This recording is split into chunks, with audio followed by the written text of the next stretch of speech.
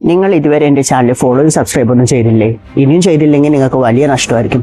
ഏറ്റവും സിമ്പിളായിട്ടുള്ള എന്നാൽ ഇൻട്രസ്റ്റിംഗ് ആയിട്ടുള്ള പ്രകൃതി വിസ്മയങ്ങളെക്കുറിച്ച് അറിയാൻ ഇപ്പോൾ തന്നെ ഈ ചാനൽ ഫോളോ സബ്സ്ക്രൈബ് ഒക്കെ ചെയ്തു വെക്കാം. അപ്പോൾ നമുക്ക് നേരെ ഇന്നത്തെ വീഡിയോയിലോട്ട് പോകാം.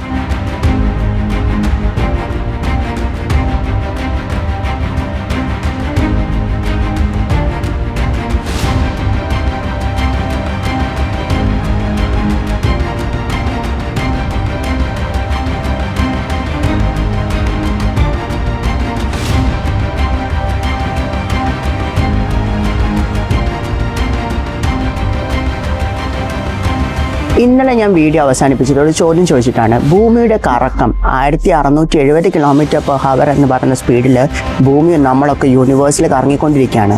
ഈ കറക്കം പെട്ടെന്ന് ഇല്ലാണ്ടായി എന്ത് സംഭവിക്കും? നിങ്ങൾ എപ്പോഴെങ്കിലും ആലോചിച്ചിട്ടുണ്ടോ? ഈ കറക്കം പെട്ടെന്ന് ഇല്ലാണ്ടായാൽ ഭൂമി അവിടെ തന്നെ നിൽക്കും. പക്ഷേ നമ്മൾ, സമുദ്രം, അന്തരീക്ഷം എന്തൊക്കെയാണോ കറങ്ങിക്കൊണ്ടിരിക്കുന്നത് അത് അതേ സ്പീഡിൽ മുന്നോട്ട് പോയിക്കൊണ്ടിരിക്കും. അതിൻ്റെ ഫലമായിട്ട് വലിയ വലിയ ഭീമൻ കൊടുങ്കാറ്റുകളും സുനാമികളൊക്കെ വരാനുള്ള സാധ്യതയല്ല വരുന്നുള്ള കാര്യം 100% ഉറപ്പാണ്. ഭൂമധ്യരേഖ അഥവാ ഇക്വറ്റോറിയൽ റീജിയനിലുള്ള വസ്തുക്കളെല്ലാം കിഴക്കോട്ട് പോയിക്കൊണ്ടേയിരിക്കും. അടുത്തതാണ് ഏറ്റവും ഇൻട്രസ്റ്റിംഗ്. ഭൂമിയുടെ ഒരു ഭാഗത്ത് 1/2 വർഷത്തോളം പകലും 1/2 വർഷത്തോളം രാത്രിയായിരിക്കും. അത് വെറുതെയുള്ള പകലും രാത്രിയൊന്നുമല്ല.